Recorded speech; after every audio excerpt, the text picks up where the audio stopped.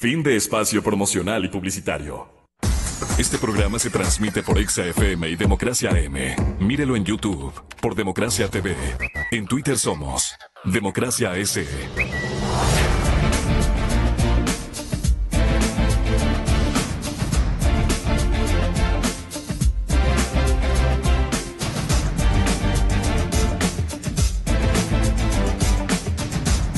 Bueno, los señores empresarios, para comenzar, los empresarios se han sentido de últimos días, de últimas semanas, muy frustrados, decepcionados, después de haber pasado 120 días, nada menos, nada más, en unas mesas de diálogo que no nos han llevado a nada en absoluto. Y eso sí que molesta. Tareas inútiles que yo desde el comienzo recordarán los compañeros de todos los días aquí en el trabajo nuestro. Yo decía, cuando Richard Martínez, por ejemplo, el señor presidente del comité empresarial, anunciaba que habían entregado 500 o 600 opciones de acuerdos, de revisiones legales, instrumentales. Yo decía, ¿a qué momento el señor presidente Moreno, con todo el grupo de funcionarios, necesitaba por lo menos para tratar solo el concurso de el señor economista Martínez, habría requerido de por lo menos unos entre 1,000 y 2,000 funcionarios? Y delegados de parte de las cámaras o de los empresarios, debía haber un número igual para la cantidad de reformas que solicitaban. Todo ha caído en picada, porque como dicen los costeños, pues no, esa expresión que ya me prohibieron que la repita en mi casa. Pero han estado en esa gestión frustrante o caminando por esa estrategia bastante incómoda para los sectores empresariales. No hay derecho. Ahora, por eso ayer escribí al diario El Expreso una especie de crónica, reportaje que se llamaba La paradoja de un diálogo sordo.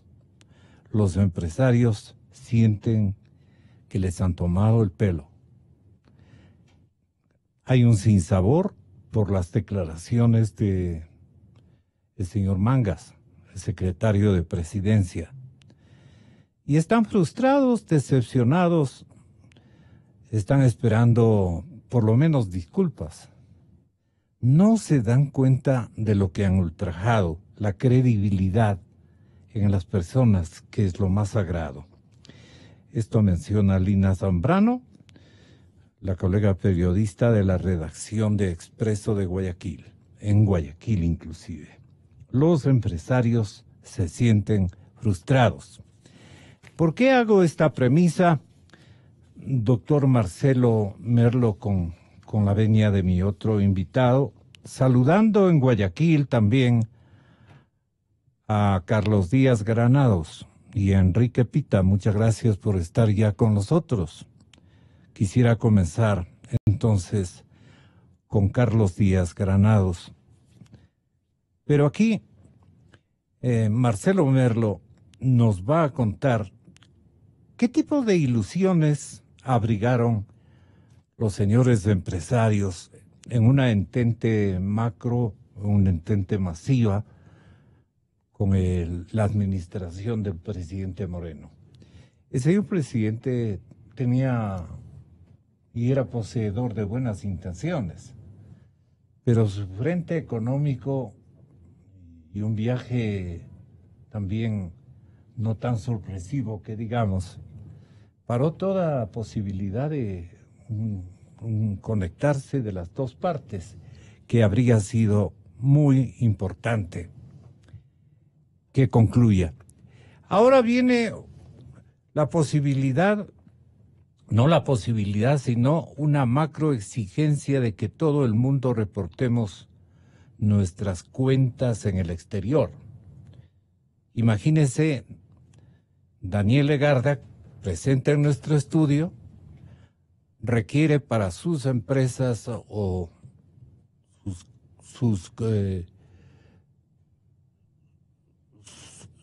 compañeros de jornada, las diferentes empresas exportadoras requieren naturalmente de dinero, a veces en efectivo, giros urgentes que había que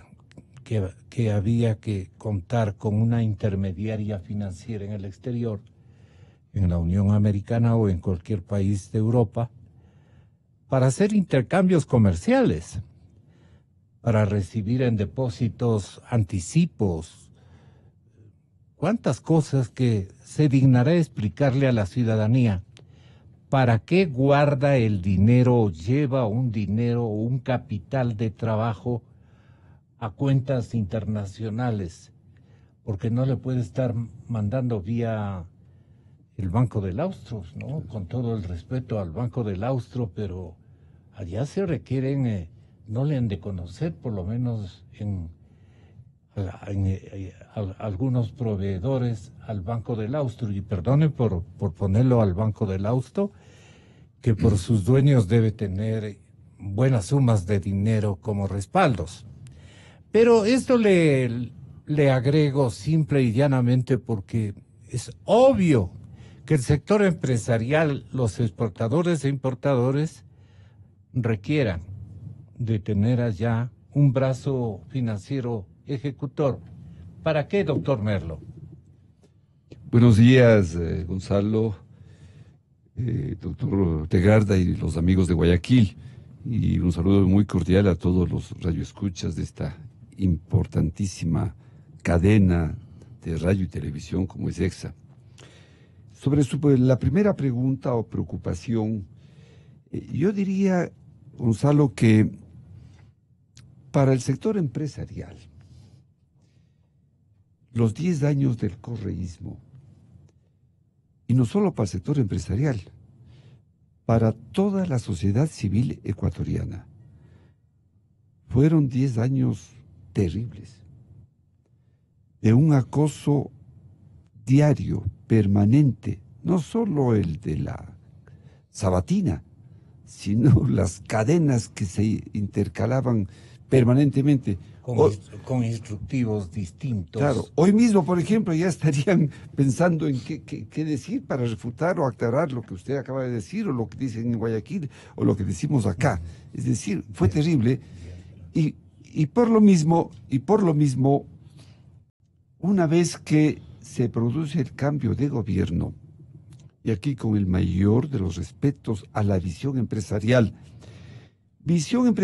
que con algún conocimiento de causa yo la puedo interpretar, porque estuvimos ligados a la cúpula empresarial durante más de 2 décadas, entre los años 75 y 85, si la conocemos.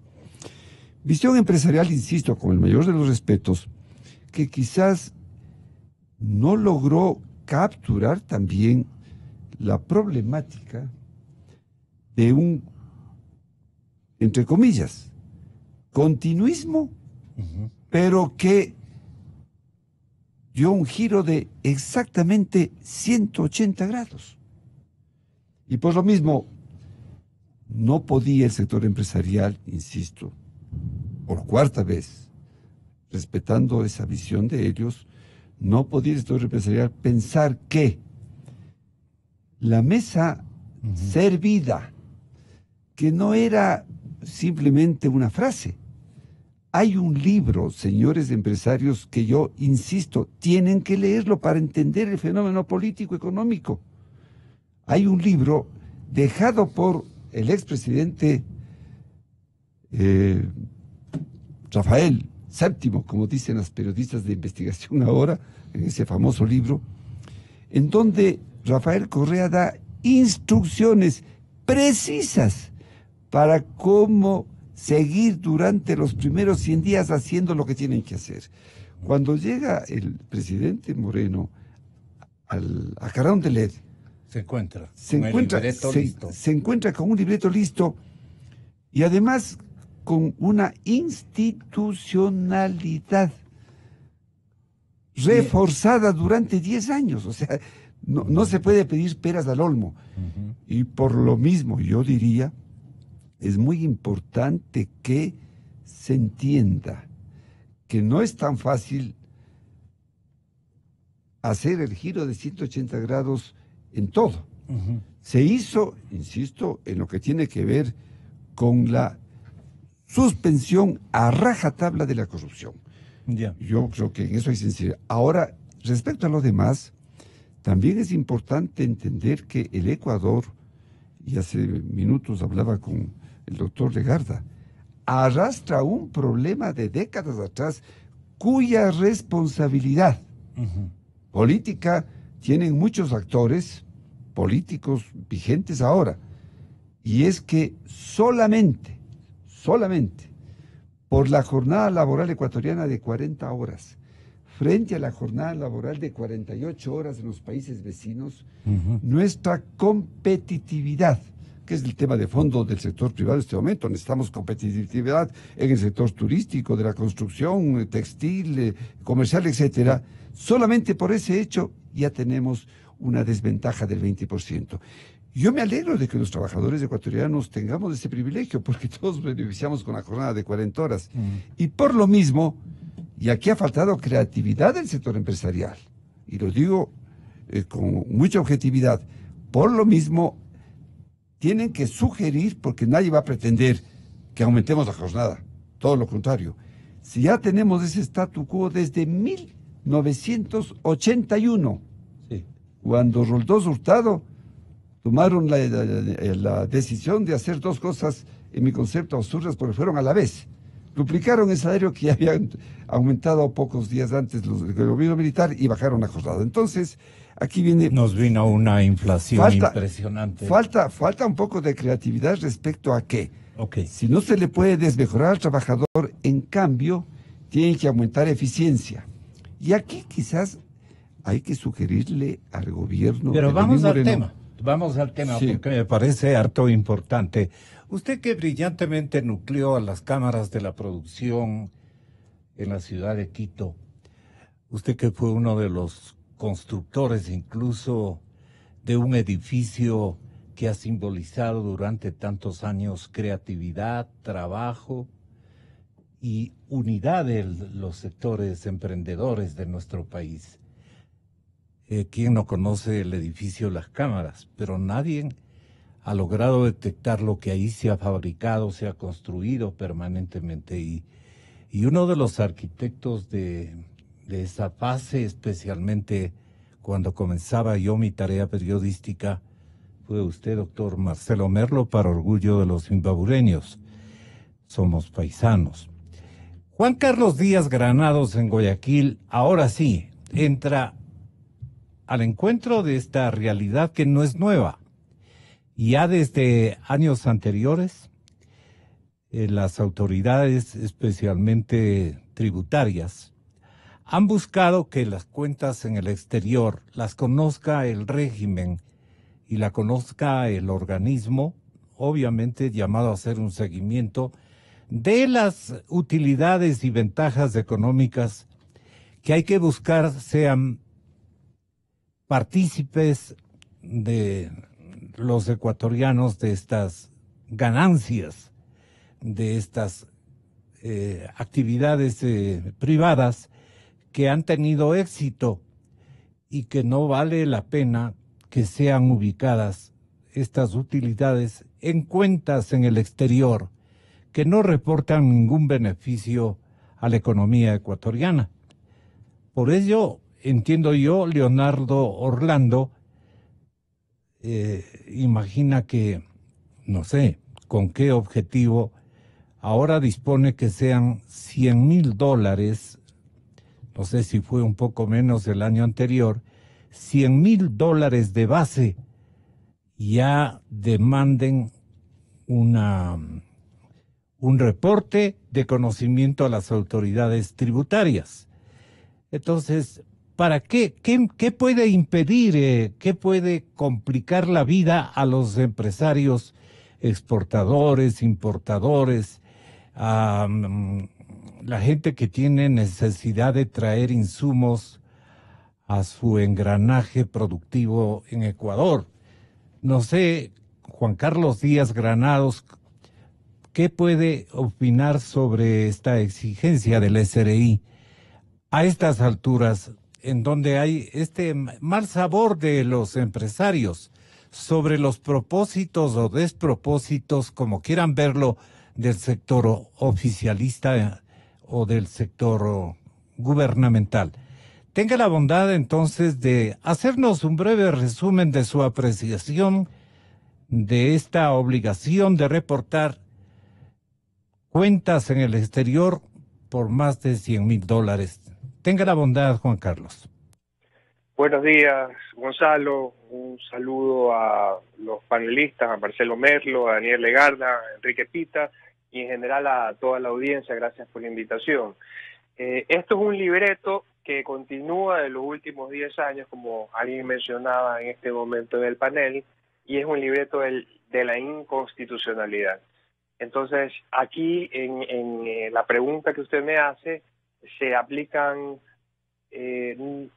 normas que van en contra de principios tributarios establecidos en la Constitución, como por ejemplo la irretroactividad de las normas tributarias. Si bien es cierto, el SRI tiene la facultad o la potestad para analizar posibles causas de delitos tributarios, la irretroactividad aplica para cualquier relación jurídica que el SRI tenga con los contribuyentes. Eso por un lado. Esto también atenta contra el derecho a la intimidad, a la privacidad que están previstos en la Constitución. ¿Y por qué menciono esto? Porque estas son señales equivocadas, es decir, quiere decir que hay más de lo mismo cuando se siguen emitiendo resoluciones inconstitucionales. Esas señales no solamente llegan al sector privado nacional, sino también al sector privado internacional. ¿Qué pasa con esos bancos, esas compañías que son multinacionales y que tienen su residencia aquí en Ecuador porque también trabajan en este país? Los países que son más libres, los países en los que los funcionarios el equivalente al SRI no andan husmeando las cuentas, sino solamente cuando hay fuertes indicios de que se haya cometido un delito tributario, porque ahí sí apoyamos, pues, o sea, el sector empresarial está de acuerdo en que el SRI persiga aquellos casos excepcionales en los que hay algún delito tributario. Pero la generalidad del sector empresarial, nacional y extranjero que trabaja en el Ecuador, paga sus impuestos. ¿Y por qué apoyamos? Porque si nosotros pagamos los impuestos y cumplimos con las obligaciones tributarias y las obligaciones laborales, no queremos que exista competencia desleal de quien no lo hace. Entonces, al enviar estas señales, el mercado internacional nota estas cosas y dice, bueno, entonces mejor me voy a otro país de la región en el que no hayan estos problemas. Algo pasa en la economía ecuatoriana, también pueden mencionarse en estamentos proveedores de materias primas, de insumos o de capitales de apoyo, ¿no? Algo pasa porque va a haber una fuga de capitales. ¿Nos preparamos con algún tipo de impuestos sobre utilidades que han sido reportadas de $100,000 en adelante o que han sido canalizadas al exterior? Bueno, pueden pensar de diferentes maneras, señor doctor Daniel Legarda. Bienvenido, buenos días. Gonzalo, Muy buenos días, un saludo también a Enrique, Juan Carlos y Marcelo, un gusto compartir este panel y por supuesto un gran saludo a toda la importante radioaudiencia a nivel nacional. Desde la Federación Ecuatoriana de Exportadores, desde el sector exportador, lo hemos mencionado ya con anterioridad, vemos con mucha preocupación el entorno en el cual se desempeña el sector productivo y particularmente el sector exportador. Es inevitable mencionar los temas políticos, los temas relativos al juicio contra el vicepresidente. Creemos que hay algo muy positivo que se ha hecho ahí, sin duda, aclarando y poniendo sobre la mesa los temas de corrupción. Creemos que ha sido muy importante el espacio que ha abierto el presidente para poder conversar. El cambio de estilo de él al bajar la confrontación es algo fundamental, es algo muy importante y debo reconocerlo así. Estuvimos en la última jornada de la sesión solemne por la Fundación de Quito y el ambiente fue realmente distinto. Eso sí. Hay que resaltarlo y es necesario sin duda alguna para el país y para el bienestar, para poder avanzar como sociedad. Sin duda alguna se resalta. Pero ese está dentro de los planes de Leonardo Orlando. Los planes de Leonardo son distintos. Es un control exhaustivo de dinero que seguramente quiere que se mantenga en escenarios ecuatorianos o nacionales. Hacia allá vamos. Para efectos tributarios. Hacia allá vamos, Gonzalo. Estos avances que he mencionado en materia política y demás no son suficientes bajo ningún concepto. Y al sector privado y al sector productivo y exportador en particular le preocupa la falta de decisiones o en algunos casos decisiones que desde nuestro punto de vista son erradas en materia económica, ¿no? Para el sector exportador le puedo mencionar un cúmulo de varias cuestiones, entre ellas la que usted menciona, Gonzalo, que está en el último proyecto de ley que está para veto del Ejecutivo, pero en realidad son muchos más temas los que nos preocupan. Este es una gota más, una raya más al tigre, se podría decir. Pero el sector exportador tiene muchos problemas que se han ido acumulando. Por ejemplo, está el pago de los devolución simplificada de impuestos, que el ministro Carlos de la Torre ha dicho que el sector exportador no ha cumplido con los requisitos. Eso primero que no es veraz. Él no está diciendo toda la información correcta como debería hacerse, ¿no? El sector exportador no pudo ingresar las solicitudes porque la aduana bajó el switch del sistema, por ponerlo de alguna forma, debido a que se acabó el dinero en ese momento. Ahí acumuló Carlos de la Torre algunos temores y seguramente llamó a la dirección del SRI y le dijo, oye, pone una orden para que nos reporten ¿dónde está la plata en el exterior? Habían los requisitos, entre ellos que se traiga el dinero, y los exportadores trajeron eso, pero insisto, no podían hacer el ingreso de la información. Pero bueno, no quiero entrar en el detalle ¿por qué no podían porque traer? El sistema, el dinero lo trajeron, pero no podían ingresar la solicitud de devolución debido a que el sistema no estaba funcionando. ¿Por qué no estaba funcionando? Porque desde el gobierno se dio la orden de que le bajen el switch, porque no había dinero para entregar. Tenemos también el problema de los certificados de abono tributario. No se conoce cuál ha sido el tratamiento de este mecanismo de compensación correspondiente a las exportaciones para los Estados Unidos, luego de que ya no tenemos el ATPDA. Siguiendo con el tema Estados Unidos, tenemos una gran incertidumbre sobre cuál es la relación con ese país. No tenemos, al menos no se ha dicho públicamente, cuál va a ser el embajador. Eso implica que nosotros estamos perdiendo oportunidades allá para poder. Primero se necesita ahora gestionar la diplomacia al más alto nivel en ese país, dado que está por caducar el SGP y Ecuador tiene un reto adicional al resto de países. En la vida civil, preferencias arancelarias. Las preferencias arancelarias. Y recordemos que a pesar de que este es un programa que abarca a 120 países y es una decisión del gobierno, del Congreso norteamericano, de todas maneras hay gestiones importantes que como país debemos hacer y sobre todo decisiones de gobierno.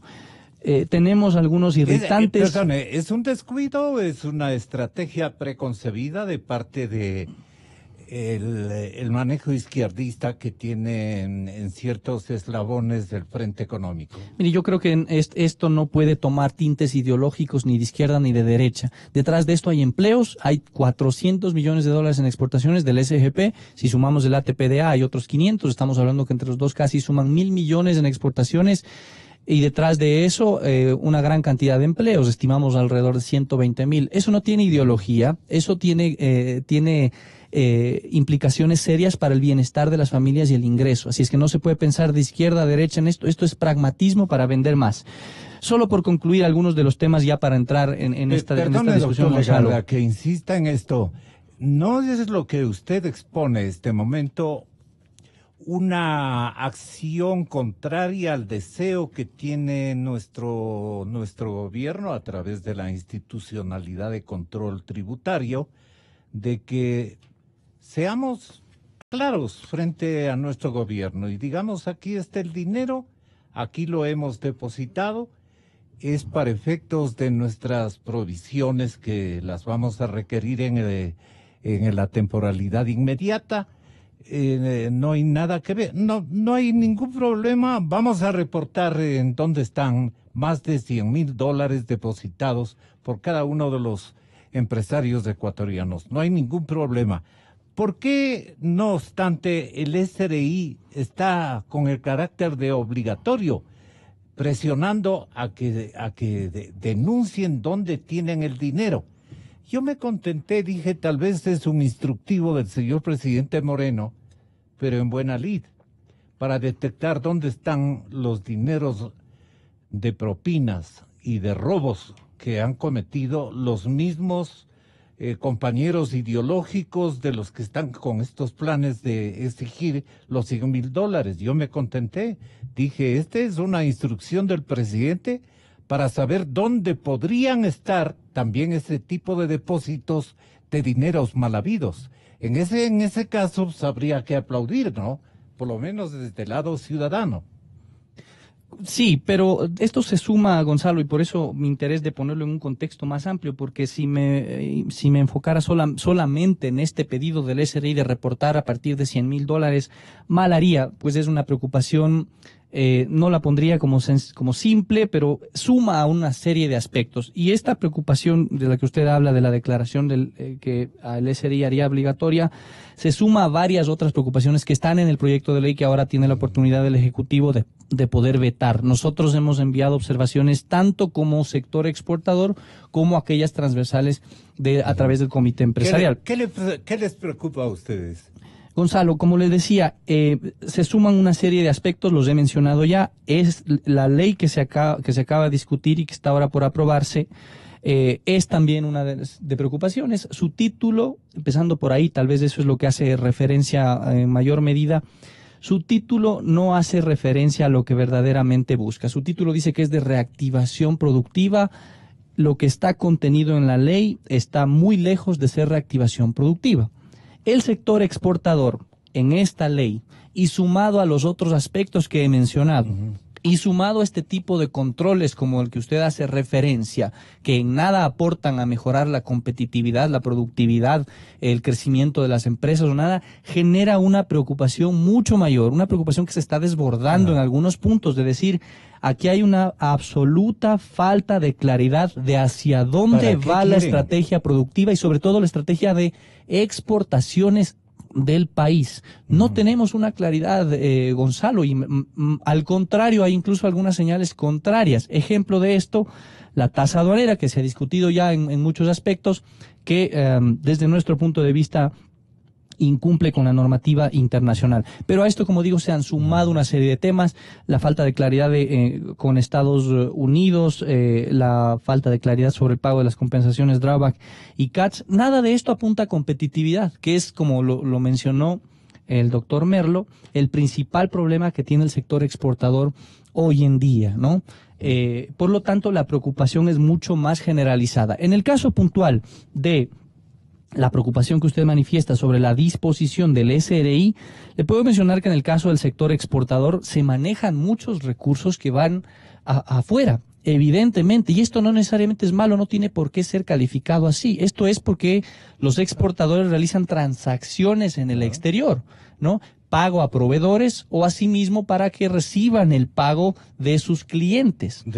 Hay menores costos de transacción en el exterior, cuando se manejan cuentas, por ejemplo, un exportador que está enviando sus productos a 20, 30 países, ¿no?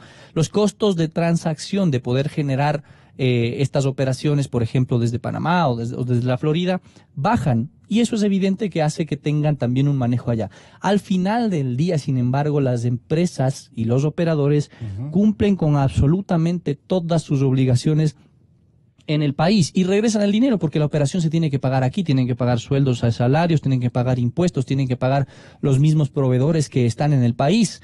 Pero esto es bastante dinámico. Entonces, en el día a día siempre hay recursos que están también en el exterior para facilitar estos pagos. Y esto ya lo advertimos en su momento cuando se discutía el ISD, por allá en el año 2011-2012.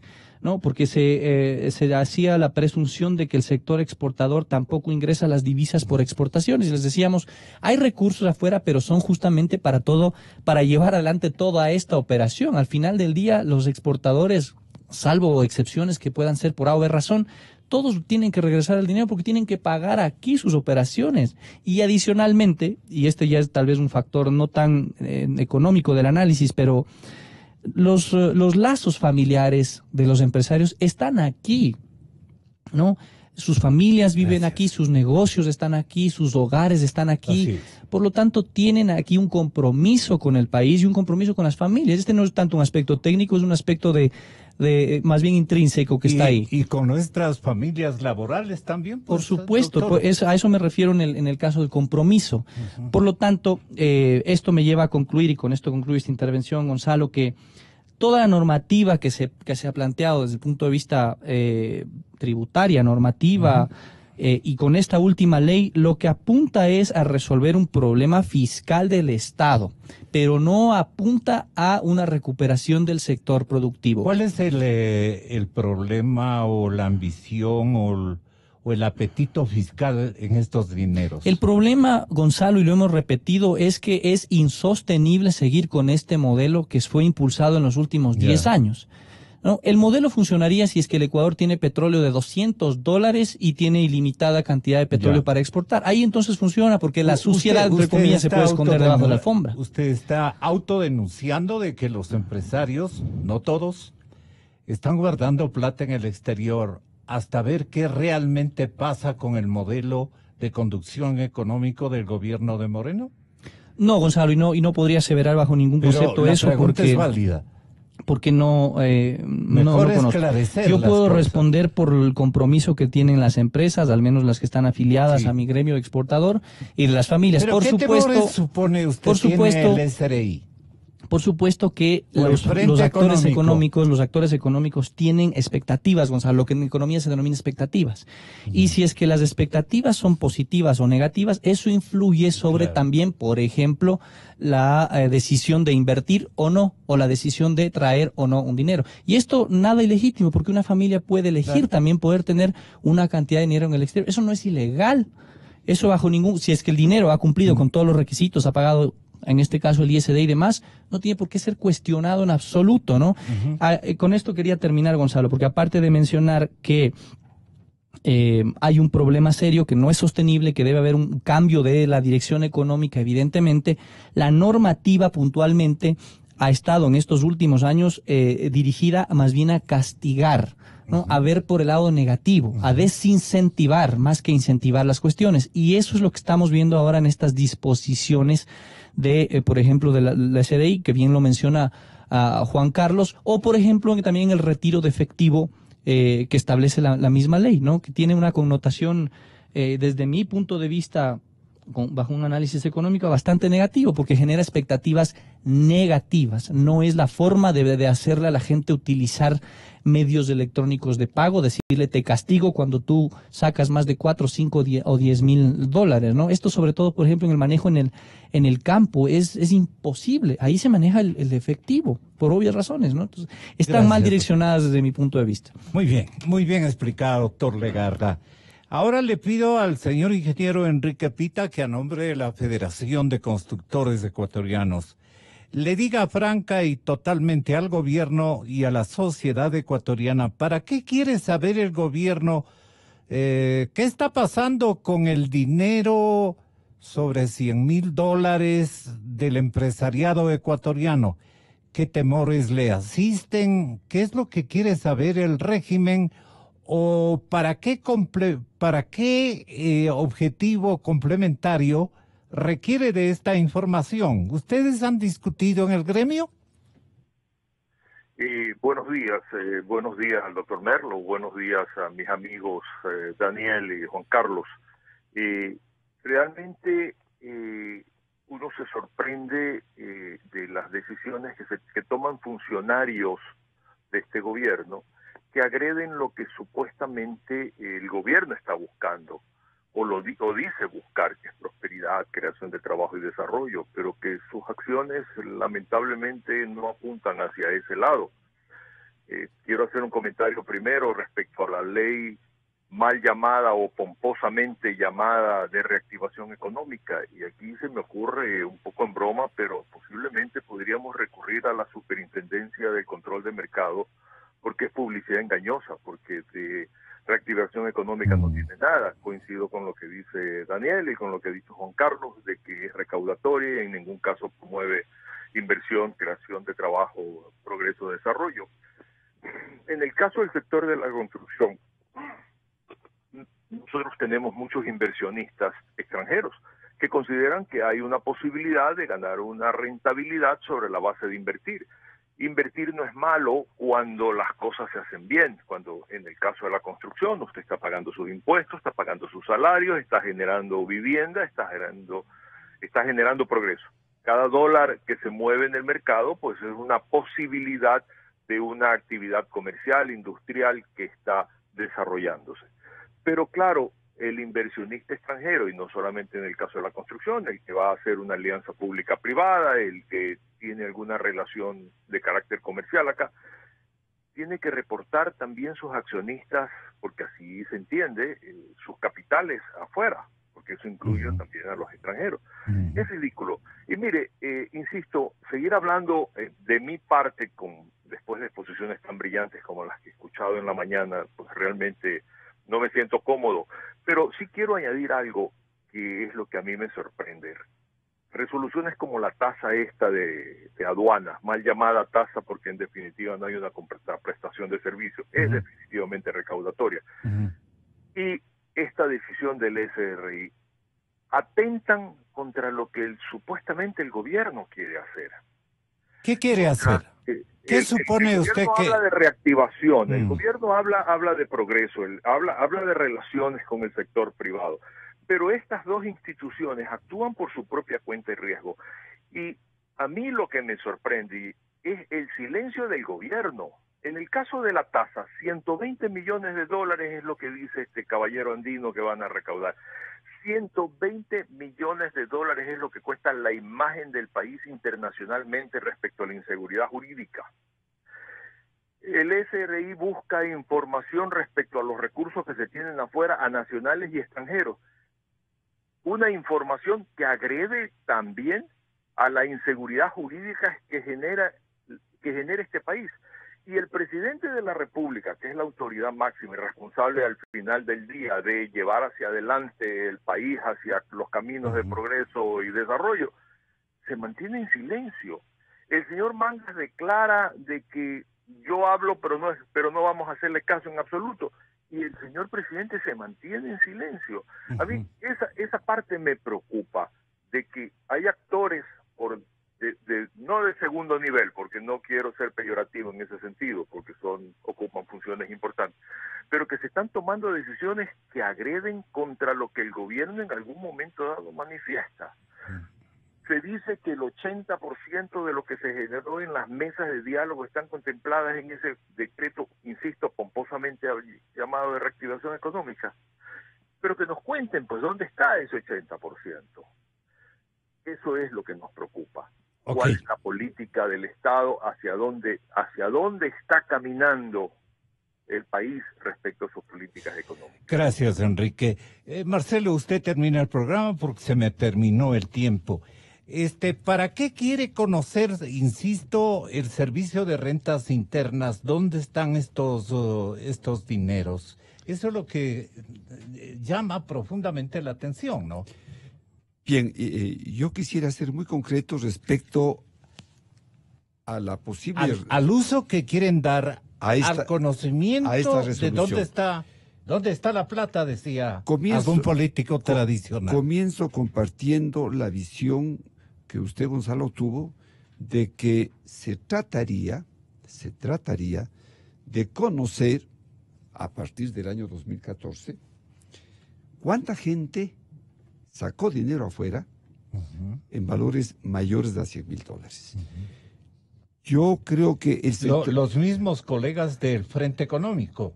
Bueno, yo diría que el sector productivo en el 99%, más incluso, que es serio, que es solvente, que es veraz, que es confiable, que maneja su contabilidad al día, como el sector exportador, nos acaba de ratificar su director, no tiene por qué preocuparse, porque en definitiva son recursos que están afuera, que se necesitan para las operaciones del día a día. En el sector comercial... Pero ¿qué tipo de distorsiones pueden otras mentalidades estar utilizando yo creo, en perjuicio del Estado y de las cuentas fiscales? Yo creo que no tenemos que buscarle una quinta pata al gato. Ya. Y ese es mi llamado al sector empresarial. Hay una crónica del diario El Universo en donde se hacen otro tipo de reflexiones. Se quiere cruzar esto con lo que vendría en la ley, que no sabemos cómo mismo va a quedar. Pero yo quiero aportar con algo más importante este rato. Pero también, Marcelo, ¿qué opina del silencio presidencial?